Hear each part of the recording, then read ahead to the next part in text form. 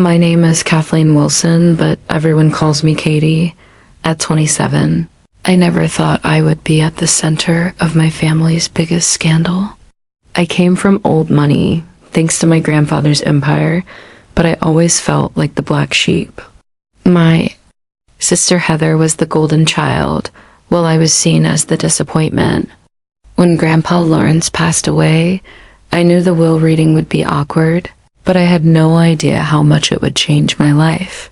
If you're watching this, let me know in the comments where you're from. Don't forget to hit like and subscribe. To hear how my life shifted forever that day, I grew up in Beacon Hill, one of Boston's richest neighborhoods. Our family home was a beautiful 5-bedroom colonial with a perfect lawn and a view of the Charles River. From the outside, the Wilsons looked like the perfect family.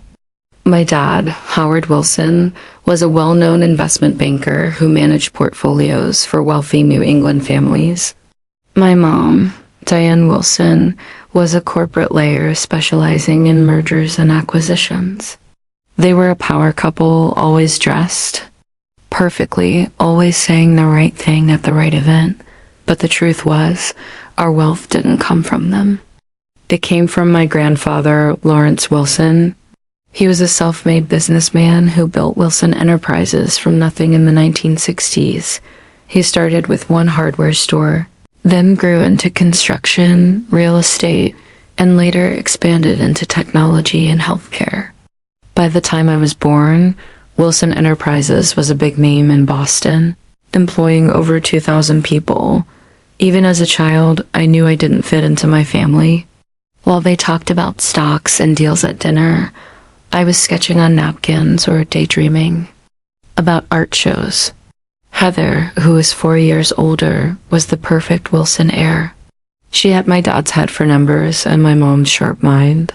By 12, she was already explaining market trends at the dinner table. Me?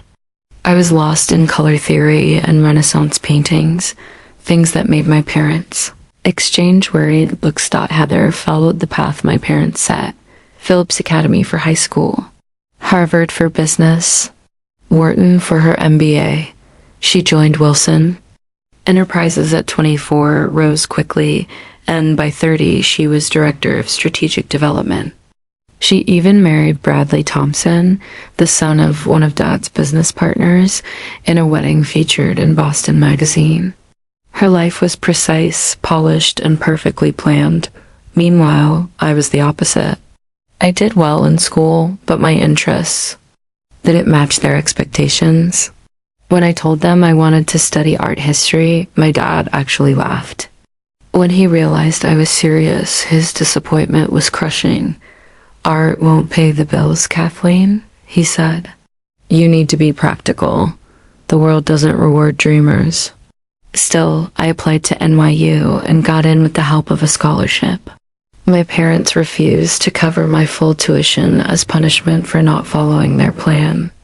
Meanwhile, they paid every cent of Heather's much pricier Wharton education. The only one who supported me was Grandpa Lawrence. Quietly, he helped me pay rent for my tiny apartment in New York and sometimes sent money for art supplies. He told me over our weekly calls, "Follow your passion, Katie. Money means nothing if you wake up hating your life." After graduation, Heather climbed the corporate ladder while I worked in a small Manhattan art gallery, barely making enough for rent and student loans. My parents saw my job as proof that I couldn't make smart choices. Family gatherings became moments of comparison. "Heather just closed the Anderson deal," my mom would say proudly at Thanksgiving. $10 million in revenue. Then she'd look at me with a stiff smile. "And how's your little gallery job going, Kathleen?" They never understood that for me, success wasn't about money. I loved being around art, discovering new talent, and curating exhibitions. That touched people emotionally. But in the Wilson family, if you weren't rich, you were failing. The gap grew bigger when I quit the gallery to focus on creating my own art. A few cafes displayed my mixed media pieces, and one day, a small work sold for $300.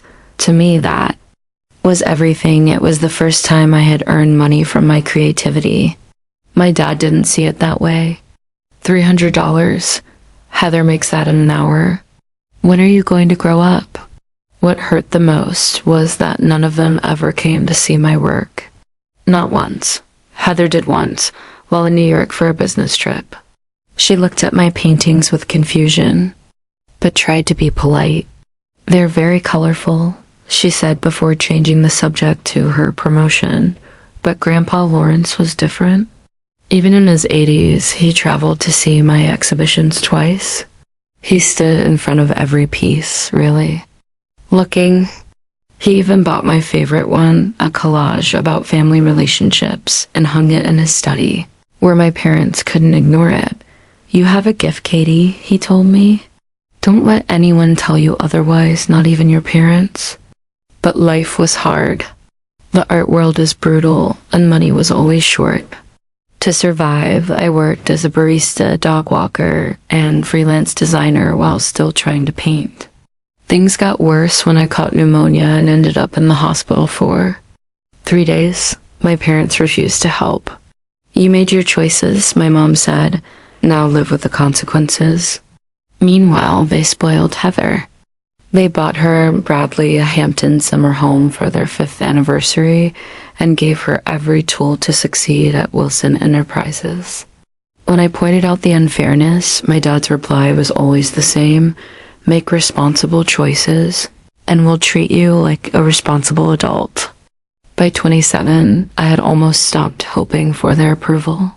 Instead, I focused on my bond with Grandpa, the only one who truly valued me, but his health was failing. At 87, the strokes began to take their toll. Despite my tiny budget, I made regular trips back to Boston to be with him. His mansion in Brookline felt more like home than my parents' house ever had. It was full of books, art, and memories from his travels, warm and lived in, unlike the cold showroom feel of my parents' place. During visits, we'd sit in his sunroom overlooking the garden, drinking tea, and talking about life. "Tell me about your latest project," he'd say, his eyes still sharp. I'd show him sketches, and he'd ask thoughtful questions about my inspiration and technique. Those conversations meant everything. Sometimes he would share stories about his own life, about building his business from scratch, about meeting my grandmother Evelyn, who had passed away before I was born. She was an artist, too. "You know," he told me during one visit, "not professionally, but she painted watercolors that could break your heart with their beauty. Your father never understood that part of her. Too practical, even as a boy." As his health deteriorated, our conversation sometimes took mysterious turns. About 6 months before he died, during one of our afternoon talks, he took my hand in his frail one and said something that puzzled me. "I have been watching, Katie. All these years I have been watching and taking notes. Do not worry. I am going to make things right." When I asked him what he meant, he just smiled and changed the subject. Similar cryptic comments came up several times in his final months, but he never elaborated no matter how I pressed him. The call came on a Tuesday morning in April. I was in my tiny Brooklyn apartment, preparing for a job interview at a new gallery that was opening in Chelsea. My father's voice was uncharacteristically subdued. "Grandfather passed in his sleep last night. The nurse found him this morning." Despite expecting this news for months, it hit me like a physical blow. I sat down hard on my second-hand sofa, tears already streaming down my face. "The funeral will be on Friday," he continued. "All business as usual. I expect you to be here Thursday night for the family dinner beforehand." I managed to choke out that I would be there before hanging up. I spent the next hour crying, not just for the loss of my grandfather, but for the loss of the only person who truly saw and accepted me for who I was. The next few days passed in a blur. I maxed out my credit card to buy a last-minute plane ticket to Boston and a suitable black dress for the funeral. When I arrived at my parents' house on Thursday evening, the contrast between my life and theirs had never felt more stark. I wheeled my battered suitcase up the pristine driveway, acutely aware of my scuffed boots and the small tear in my coat that I had not had time to mend. Heather and Bradley were already there, both looking immaculate in expensive morning clothes.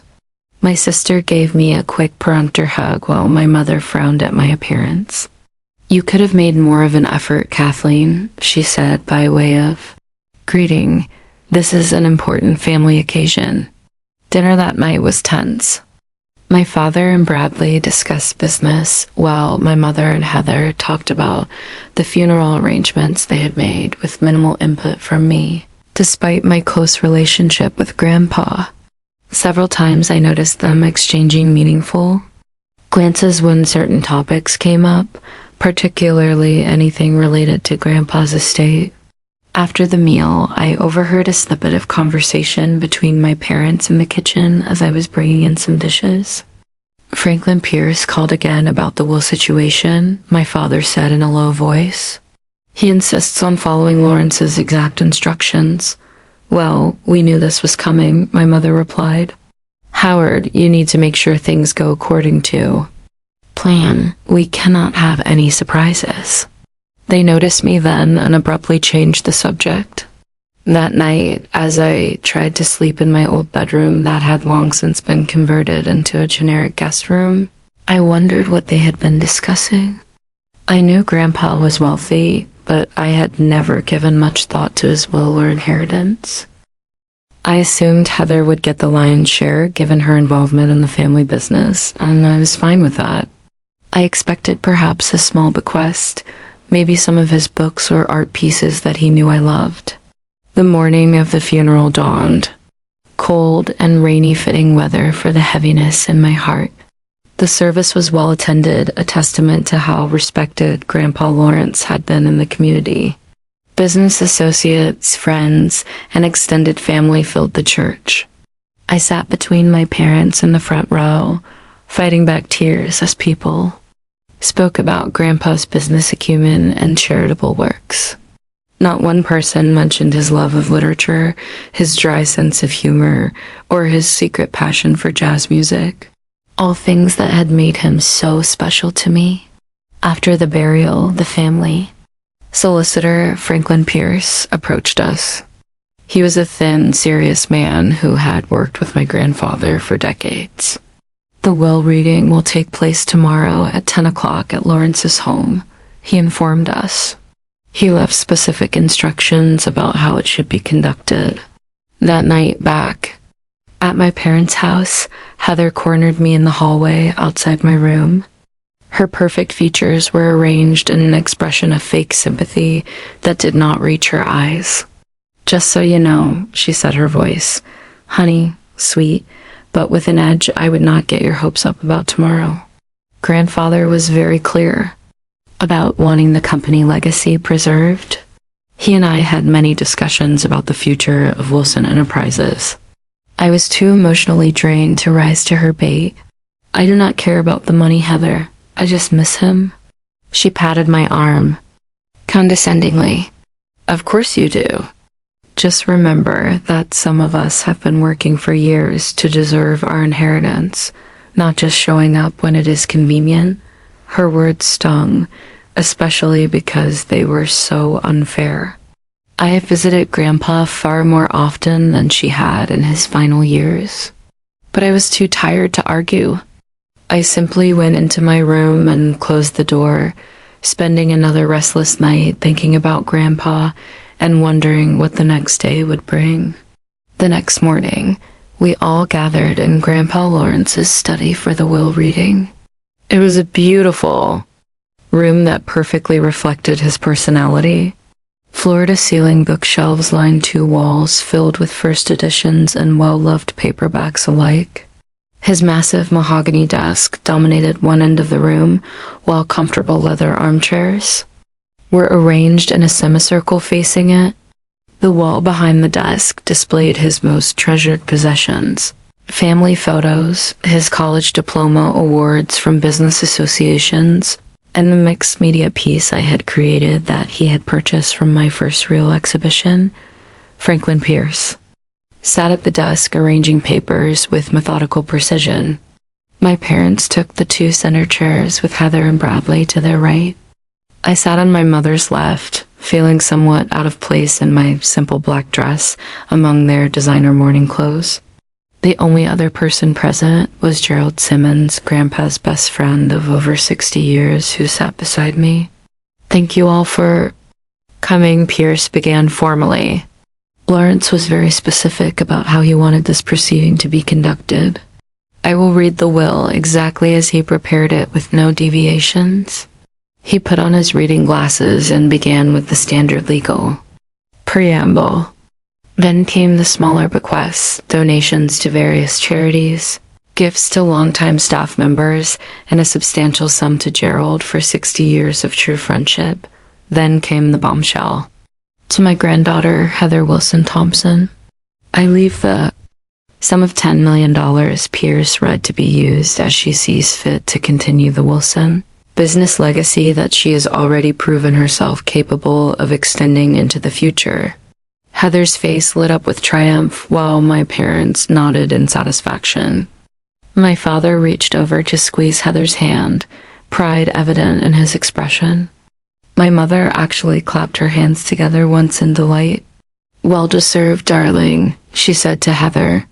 To my granddaughter, Kathleen Wilson Pierce continued, and I felt my heart rate increase. This was it.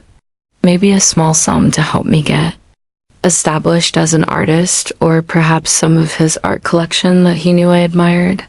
"I leave this letter to be managed by her father, Howard Wilson." As Executive Pierce finished, the room went completely silent. A letter, that was it. I felt like all the air had been sucked out of the room. My father cleared his throat and stood up. As executive of this portion of the will, he said, his voice formal and cold, "I must inform Kathleen that the letter contains no financial bequest." My father and I discussed this at length before his passing. He agreed with our assessment that Kathleen needs to learn responsibility and self-sufficiency. I could not believe what I was hearing. Heather received $10 million, and I got a letter with no money. And my father had convinced my dying grandfather that I deserved nothing. "This is what you need, Kathleen." My mother added, her voice sickly sweet. "You have been making poor choices for years. It is time you learn to earn your own way in the world, just like your grandfather did. Heather has proven herself. You have not." I felt tears burning behind my eyes, but refused to let them fall. The humiliation of sitting there while my family essentially said I was unworthy of inheritance was almost unbearable. Heather was not even trying to hide her smug smile. "I just want to clarify." Bradley said, his corporate lawyer instincts kicking in, that this means Kathleen receives no shares in Wilson Enterprises either. "Correct." Before my father could answer, Franklin Pierce interrupted. "Actually, there is more to the will that pertains specifically to Kathleen," he said firmly. Lawrence left explicit instructions that this portion was to be read privately to Kathleen alone. My father's face darkened. "That is highly irregular." As the executive, with all due respect, Mr. Wilson Pierce cut in. "I am following your father's explicit legal instructions."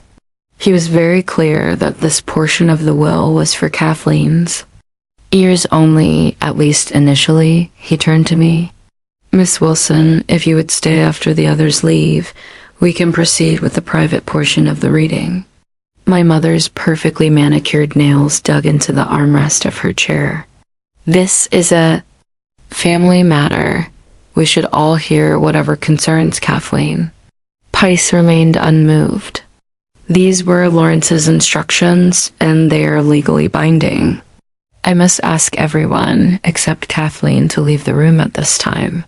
After several minutes of protests and arguing, my family and Gerald finally filed out of the study with my father, threatening to call his own lawyers, and my mother shooting venomous looks in my direction.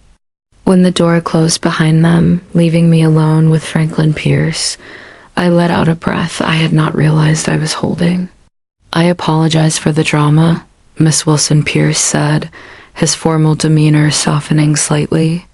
"Your grandfather anticipated this reaction, which is why he structured his will this way." "I do not understand," I said, still reeling from what had happened. "Did my father really convince Grandpa to cut me out of the will?" Pice removed his glasses and rubbed the bridge of his nose. "Quite the opposite, actually. What I am about to share with you was arranged by your grandfather over the past 5 years. He was extremely careful to ensure that this information remained private until the right moment." He reached into his briefcase and pulled out a sealed envelope with my name written on it in my grandfather's distinctive handwriting. He handed it to me.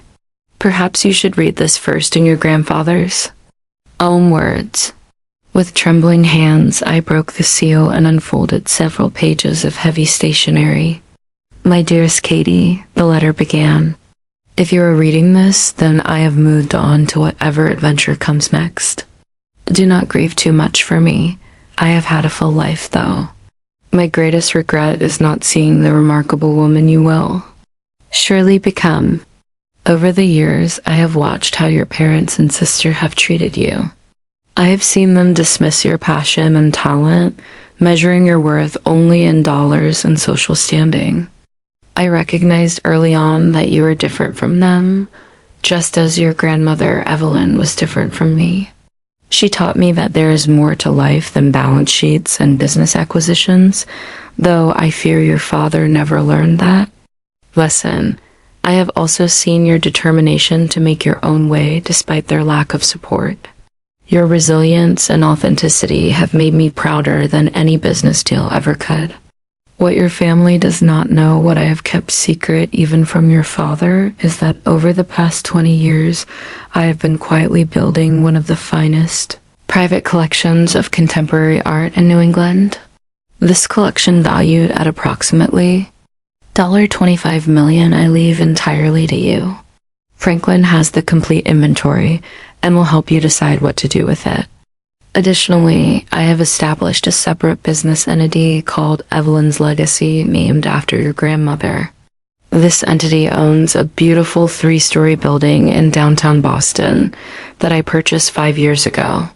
The ground floor has been renovated as a gallery space, while the upper floors contain a luxury apartment and a studio space.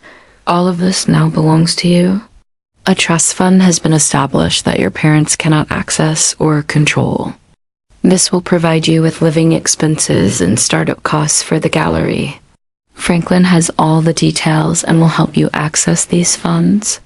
One last thing, Katie. For the past 3 years, I have been secretly purchasing your artwork through various intermediaries. These pieces form the heart of my collection because they speak to me in ways that even you do not realize. You have extraordinary talent, and now you will have the resources to share that talent with the world. Your family will likely be angry. They may try to contest the will or pressure you to share your inheritance. Stand firm. This is your legacy, not theirs.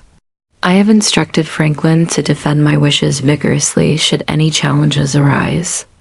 Remember that true wealth is not measured in dollars, but in passion, authenticity, and the courage to forge your own path. Vic. I love you, my dear granddaughter. Make your own kind of music. All my love, Grandpa Lawrence. By the time I finished reading, tears were streaming down my face. I looked up at Franklin Pierce, who was waiting patiently. "Is this real?" I whispered. He nodded. "Very real. Your grandfather was extremely strategic about all of this. The art collection was assembled under a separate LLC that your father knew nothing about. The downtown property was purchased through another business entity. Everything was arranged to be completely legal and virtually challenge-proof. But why not tell me while he was alive?" "He wanted to protect you from family pressure," Pice explained. "He knew that if your parents found out, they would either try to change his mind or put tremendous pressure on you to decline the inheritance. This way, He could ensure you receive what he wanted you to have. Pice opened a leather portfolio and began showing me photographs of the building in downtown Boston, along with floor plans of the gallery space and apartment. He explained the financial arrangements in detail. The trust would provide me with $10,000 per month for living expenses, plus an initial $200,000 to launch the gallery. The trust was structured to last for 10 years, by which time he expected the gallery to be self-sustaining. The building alone is worth $7 million, Pice continued. The art collection is insured for $25 million. Combined with the trust fund, your inheritance actually exceeds your sister's by a considerable margin. I felt overwhelmed. Just an hour ago, I had been publicly humiliated by my family, made to feel worthless. Now I was learning that my grandfather had secretly arranged for me to have everything I needed to pursue my dreams. There is one more thing, Pice said, reaching into his briefcase again. He pulled out a leather-bound journal. Your grandfather kept this during the last 3 years of his life. It documents his thoughts about the inheritance and why he made the decisions he did. He asked me to give it to you as well. As I took the journal, Pierce's expression grew more serious. You should prepare yourself, Miss Wilson. When your family learns about this, they will not be happy. Your grandfather anticipated that they might contest the will. I am prepared to defend his wishes, but it could get unpleasant. I thought about my parents' faces when they learned the truth about Heather's smug smile being wiped away. Part of me wanted to run out of the study immediately and throw it in their faces. But another part, the part that had absorbed my grandfather's wisdom over the years, knew that this moment called for dignity, not petty revenge. How should we proceed? I asked, straightening my shoulders. Your grandfather left that decision to you, Pierce said. We can inform your family now, or you can take some time to process everything first. I took a deep breath. They are waiting. Right outside, probably getting angrier by the minute. Let us get this over with. Pierce nodded, respecting my decision. Very well. Would you like me to explain, or would you prefer to tell them yourself? I think it would be better coming from you, I said. Officially, I mean. He nodded and moved toward the door. Before opening it, he turned back to me. Your grandfather had tremendous faith in you, Miss Wilson. He often told me that you were the true heir to his creative spirit, if not his business acumen. With those words, he opened the door to face my family. My family burst into the study the moment Pierce opened the door. My father led the charge, his face flushed with anger. This has gone on long enough, he snapped. Whatever private arrangements my father made, I have a right to know as executive of his estate. My mother was right behind him with Heather and Bradley following closely. Even Gerald had returned, hovering uncertainly in the doorway. Pice resumed his position behind my grandfather's desk once again, the picture of professional detachment. I remained seated, clutching Grandpa's letter and journal, trying to project a calm I did not entirely feel. Now that everyone has returned, Pierce began formally. I can complete the reading of Lawrence Wilson's last will and testament as it pertains to Miss Kathleen Wilson. It is just a letter, my mother interrupted dismissively. Howard already explained the situation. Lawrence agreed that Kathleen needs to learn responsibility rather than receive a handout. Pice cleared his throat. Actually, Mrs. Wilson, there is significantly more to the bequest than was initially disclosed. He proceeded to outline the entirety of my inheritance. The art collection, the downtown building with the gallery and apartment, and the trust fund. As he spoke, I watched my family's expressions change from dismissive to shocked to outraged. This is preposterous, my father exploded when Pice finished. My father would never have arranged this without consulting me. This must be a recent addition to the will made when he was not of sound mind.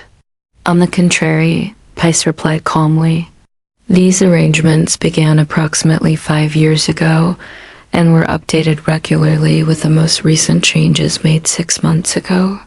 I have extensive documentation of your father's instructions, including video recordings of our meetings where he expressed his wishes clearly and coherently. My mother had gone completely pale, her perfectly made-up face frozen in disbelief. Then, as the reality sank in, she began to scream, "This is completely unfair. How dare you, Kathleen? How dare you manipulate a sick old man to steal what rightfully belongs to this family, to the people who have actually worked for it?" "I did not know anything about this until just now," I said, finding my voice at last. "Grandpa never told me." Liar Heather spat. "You always played the victim. Always acted like you were so different and special. You have been manipulating grandfather for years with your sob stories about struggling as an artist. That is not true." Gerald spoke up unexpectedly from the doorway. "Lawrence and I discussed his plans for Katie's inheritance many times over the years. He was of completely sound mind, and he made these decisions because he genuinely believed in Katie's talent and character." My father whirled on Gerald. "You knew about this and said nothing. What kind of friend are you?" "A loyal one," Gerald replied.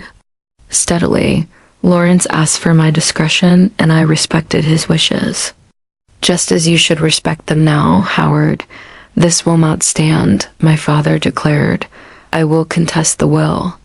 There's no way my father intended for the bulk of his fortune to go to a struggling artist with no business sense whatsoever." Actually, Bradley interjected his lawyer's mind, clearly assessing the situation. "If Mr. Pierce has video documentation and the arrangements were made over several years, contesting could be difficult and expensive." My mother shot him a venomous look. "Whose side are you on, Bradley?"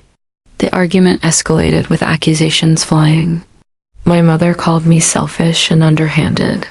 My father threatened lawsuits against both me and Pierce. Heather vacillated between crying about the unfairness and hurling insults at me. Through it all, I sat quietly thinking about my grandfather's words, "Stand firm. This is your legacy, not theirs." For perhaps the first time in my life, I felt a strength within me that could not be diminished by their disapproval or anger. Finally, when there was a brief lull in the shouting, I stood up. "I did not ask for this inheritance," I said clearly. "But Grandpa Lawrence believed in me and my dreams when none of you did. He saw value in me that went beyond balance sheets and business achievements." "He was clearly not thinking straight," my father retorted. "No, Dad. He is thinking more clearly than any of you. You all measure success in dollars and status. Grandpa understood that there are other forms of wealth, other types of success." "Easy to say when you have just been handed millions," Heather snapped.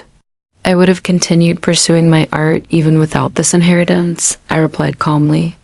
"The difference is that now I can do it without struggling quite so much. Grandpa did not give me this money because I needed it to be successful. He gave it to me because he believed I already was successful in ways that mattered to me." My mother stood up, her face contorted with rage. "You have a choice to make right now, Kathleen.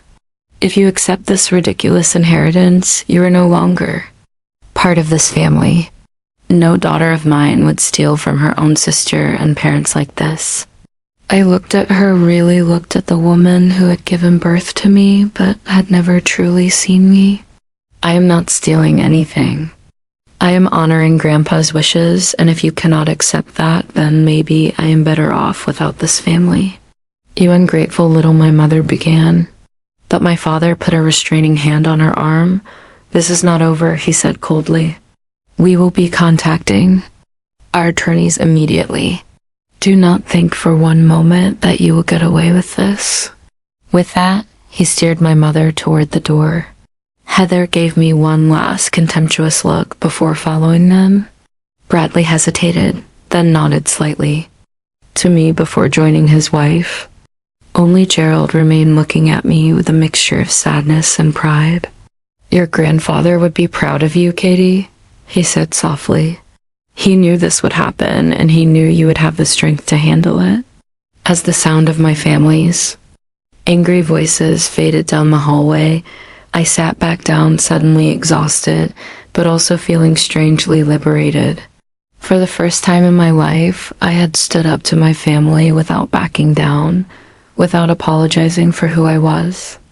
Pierce gathered his papers, looking slightly ruffled, but professional as ever. "That went about as well as your grandfather predicted," he said. "Would you like me to arrange for you to see the gallery building tomorrow?" I nodded, still processing everything that had happened. "Yes, I would like that. And Mr. Pierce, thank you for handling all of this. I know it cannot have been easy." He allowed himself a small smile. "Your grandfather was a remarkable man, Miss Wilson. It is an honor to carry out his final wishes."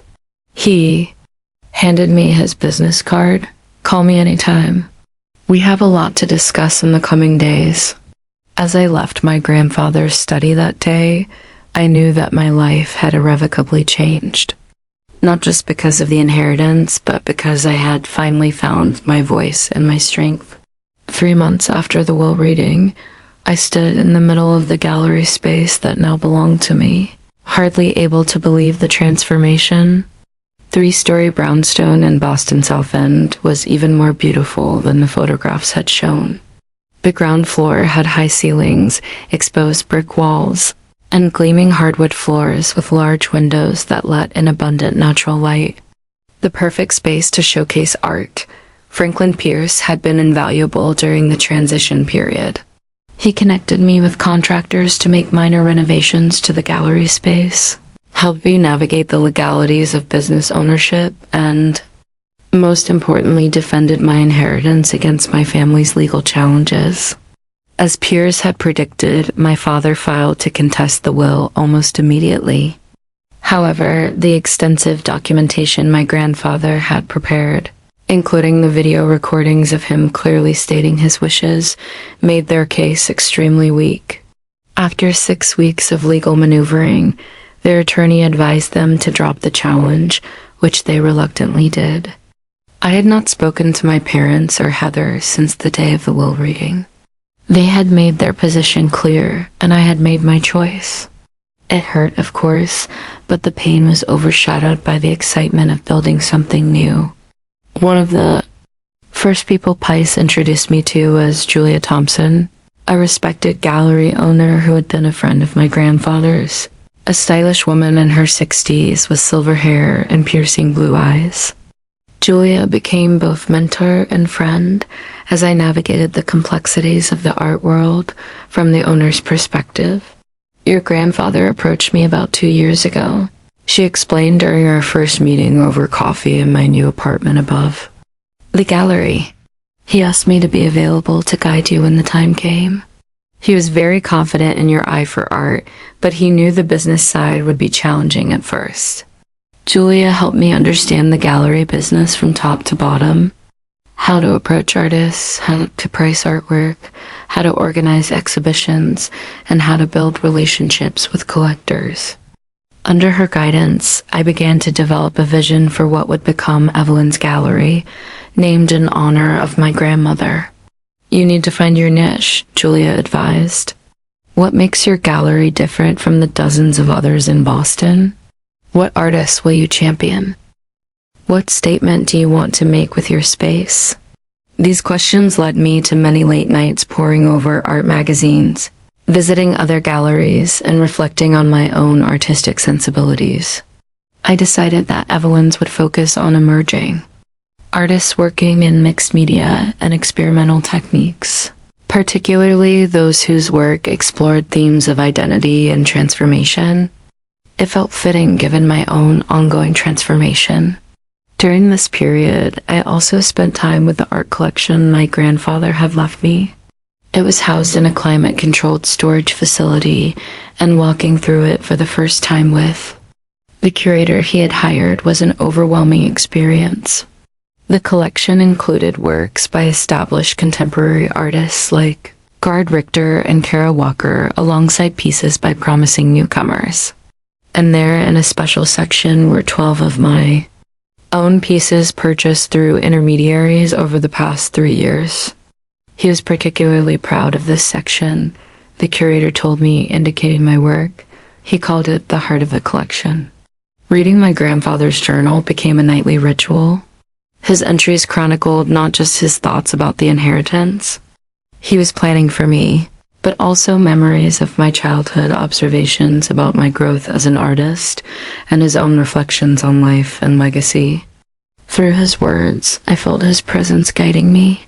One entry in particular stood out. Watched Katie's exhibition opening from across the street today. Could not go in without revealing my interest, but saw her through the window explaining her work to visitors. The passion in her gestures, the light in her eyes when someone connected with a piece that is success. Howard would call it sentimental nonsense. But I have made more money than any man needs in 3 lifetimes. What matters now is ensuring that Katie has the chance to light up rooms with that passion for decades to come. The journal helped me understand conversations and moments with my grandfather that had seemed ordinary at the time, but were actually part of his larger plan. Questions about my dreams for the future, discussions about artists I admired, even casual comments about neighborhoods in Boston. All had been gathering information for the legacy he was creating. Despite the financial cushion provided by the trust, launching the gallery was not without challenges. There were permits to obtain insurance policies to navigate employees to hire, and 1,000 other details that sometimes left me overwhelmed. There were nights I lay awake, wondering if I was in over my head, if my family had been right about my lack of business acumen. During one particularly stressful week, when a plumbing issue threatened to delay our opening, I received an unexpected visit. I was in the gallery supervising emergency repairs when the bell over the door rang, and I turned to see Heather standing there, looking uncomfortable and out of place. "Heather," I said, surprised, "what are you doing here?" She glanced around, at the chaos of the repairs, then back at me. "I was in the neighborhood for a meeting. Thought I would see what you were doing with grandfather's money." There was an edge to her voice, but not the open hostility I had expected. I gestured to the space around us. "Well, this is it, or what it will be once the pipes stop leaking." An awkward silence fell between us. Finally, Heather spoke again. "Mother and father do not know I am here. They would be furious. Are they still angry?" I asked, though I knew the answer. She nodded. Father, especially the legal defeat, was hard for him to accept. She paused, then added more quietly, "The company is struggling a bit without grandfather's connections. Father will not admit it, but we have lost some key investors." I was not sure how to respond to that. Part of me felt a petty satisfaction, but mostly I just felt sad for the broken state of our family. "I'm sorry to hear that." Heather looked at me directly for the first time. "Did you really not know about the inheritance?" "No," I said firmly. "I had no idea until Pice read the will. Grandpa never told me." She studied my face, then nodded slightly, seeming to accept my answer. "It is an impressive space," she admitted, looking around. "What kind of art will you show?" I explained my vision for the gallery, warming to the topic despite myself. To my surprise, Heather listened attentively, asking thoughtful questions about my plans. "You seem to have really thought this through," she said when I finished, a note of surprise in her voice. "I may not have gone to business school, but I am not completely clueless," I replied, unable to keep a slight defensive tone from my voice. Heather had the grace to look embarrassed. "I know, she trailed off, then took a different approach." "Your apartment upstairs, is it nice? Would you like to see it?" I offered impulsively. She hesitated, then nodded. I led her up the private staircase to the second-floor apartment, which I had spent the past month making into a home. Unlike our parents' sterile showroom perfect house, I had created a space that was comfortable and personal, with colorful textiles artwork on every wall and plants in the windows. "It is very you," Heather commented, running her hand along a bookshelf filled with art books and novels. "Is that a compliment or criticism?" I asked. A ghost of a smile crossed her face. "A bit of both, maybe." She turned to face me. "Look, Katie, I'm not going to pretend that I am happy about how things turned out. But after the initial shock, I had been thinking about what grandfather did. And while I still think it was unfair to give you so much more," I interrupted. "You got $10 million. And you got over 30 million in assets," she countered. "But that is not my point. My point is that I have been thinking about why grandfather made that choice, and I realized that maybe he saw something in you that the rest of us missed." It was as close to an apology or a reconciliation as I was likely to get from Heather. I decided to accept it for what it was. "Thank you for saying that," I said. "And for what it is worth, I think you deserve every penny of your inheritance. You have worked incredibly hard for the company." She nodded, accepting the olive branch. "I should go. Bradley is waiting." At the door, she paused. "Good luck with the gallery, Katie. I mean that." After she left, I sat on my couch, processing the unexpected encounter. It was not a full reconciliation, not by a long shot, but it was something, a crack in the wall of family estrangement. The following weeks were a whirlwind of activity as the gallery's opening approached. I selected 8 emerging artists for our inaugural exhibition titled Metamorphosis. Each artist's work explored themes of transformation and rebirth, reflecting my own journey. Despite my initial reluctance, Julia convinced me to include 3 of my own pieces in a small side exhibition. "Your grandfather believed in your talent," she argued. "Honor that belief by showing your work alongside the artists you are championing." The night before the opening, I stood alone in the completed gallery, looking at the artwork installed on the walls, the lighting perfect, the space transformed from a construction zone to a temple of creativity. For the first time since my grandfather's death, I felt a sense of peace and purpose that transcended the pain of family rejection. "We did it, Grandpa," I whispered to the empty room. "Thank you for believing in me." 1 year after the grand opening of Evelyn's gallery, I stood in the center of the main exhibition space, watching as guests mingled at our anniversary celebration. The gallery had exceeded all expectations, quickly establishing itself as one of Boston's most innovative art spaces.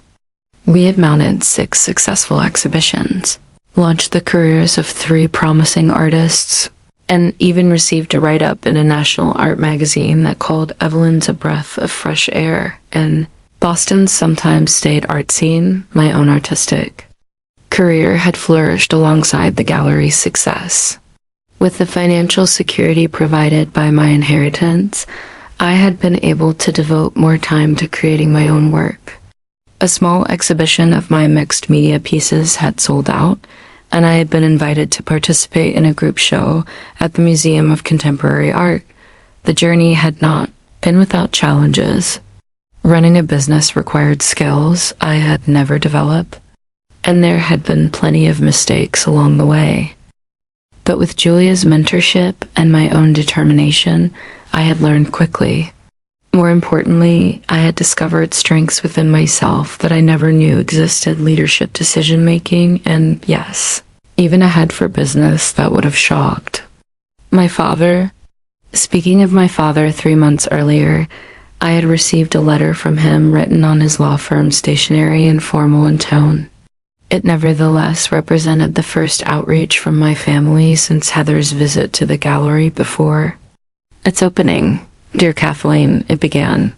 "Recent events have prompted me to reflect on our family situation. While I continue to have reservations about the manner in which my father chose to distribute his estate, I cannot deny that you have managed your inheritance with more acumen than I anticipated. The success of your gallery has been noted in circles that matter, and several business associates have spoken highly of your professionalism and vision. Your mother and I would be amenable to discussing a reconciliation should you be interested in such a conversation. Regardless of past disagreements, you remain our daughter. Sincerely, Howard Wilson. It was hardly a warm invitation, but it was something. After much soul-searching and several sessions with a therapist, I had started seeking to process my family dynamics. I had responded with a brief note agreeing to meet for lunch at a neutral location. That lunch had been tense and awkward, with my mother saying little, and my father controlling the conversation as usual. But it was a start. We had agreed to move forward slowly with boundaries firmly in place. I made it clear that I would not tolerate any further attempts to control my life or disparage my choices. I am proud of what I have built, I told them. I hope someday you can be proud of me too, not despite who I am, but because of who I am. My relationship with Heather had improved more significantly. After her initial visit to the gallery, she had returned for the opening night and had been genuinely impressed by what I had accomplished. Over the past year, we had begun to rebuild our relationship, meeting occasionally for coffee or dinner. She had even purchased a piece from one of my artists for her office, a small gesture that meant more to me than she probably realized. The healing process with my family was ongoing and imperfect, but it was progress. Through therapy, I had come to understand that while I could not change my parents or make them fully accept my choices, I could change how I responded to their criticism and conditional love. As I circulated through the anniversary party, greeting artists, collectors, and friends, I caught sight of a new addition to the gallery. A bronze plaque near the entrance that read, Evelyn's Gallery, established 2024, founded in memory of Evelyn Wilson and Lawrence Wilson. It had been installed that morning, a surprise gift from Julia and the gallery staff. One of my proudest accomplishments of the past year had been the establishment of the Wilson Arts Foundation, a nonprofit organization funded by a portion of my inheritance. The foundation provided scholarships and grants to young artists from disadvantaged backgrounds, giving them opportunities that might otherwise have been out of reach. It was my way of extending my grandfather's legacy of generosity and belief in untapped potential. Gerald, my grandfather's friend, who had stood by me during the Will Redding confrontation, had become a regular visitor to the gallery and a trusted advisor for the foundation. His stories about my grandfather and grandmother helped me feel connected to my family history in a way that transcended the difficulties with my parents. Your grandmother would have loved this place, he told me at the anniversary party, looking around at the vibrant artwork and diverse crowd. She always believed that art was how we make sense of the world. Lawrence understood that about her, even though it was not his natural inclination. That is why he made sure you would have this opportunity. As the evening wound down and the last guests departed, I found myself alone in the gallery once more. I walked slowly through the space, looking at each piece of art on display, thinking about the journey of the past year. My grandfather's inheritance had changed my life in ways that went far beyond the financial security it provided. The money had given me opportunities, yes, but the true gift had been the confidence to forge my own path, to trust my instincts, and to value my own definition of success. I had learned that wealth could be measured in many ways: in creative fulfillment, in meaningful relationships, and the ability to help others pursue their dreams. I have learned that standing up for yourself does not mean cutting others out of your life, but rather establishing healthy boundaries that allow for authentic connection. Most importantly, I have learned that my worth was not defined by my family's approval or by conventional metrics of success. It came from within, from being true to myself and my values. I stopped in front of a photograph on my office wall, my grandfather Lawrence in his later years, standing in front of his first hardware store, the humble beginning of what would become Wilson Enterprises. His expression was one of quiet pride and determination, the same qualities he had recognized and nurtured in me. "Thank you, Grandpa," I whispered to the photograph. Not just for the money, but for seeing me when no one else did. The journey was far from over. There would be more challenges ahead, more growth, more lessons to learn. But for the first time in my life, I was facing the future with confidence rather than anxiety, with excitement rather than dread. I have found my own path, and it was beautiful. So, what about you? Has anyone in your life ever truly seen and supported your dreams when others did not? Or have you had to find your own way despite family expectations? Let me know in the comments below. If this story resonated with you, please hit that like button, subscribe to hear more stories like this, and share with someone who might need to be reminded of their own worth beyond other people's expectations. Thank you for listening to my journey, and remember that true wealth comes from being authentically yourself. No inheritance can give you that. It has to come from within.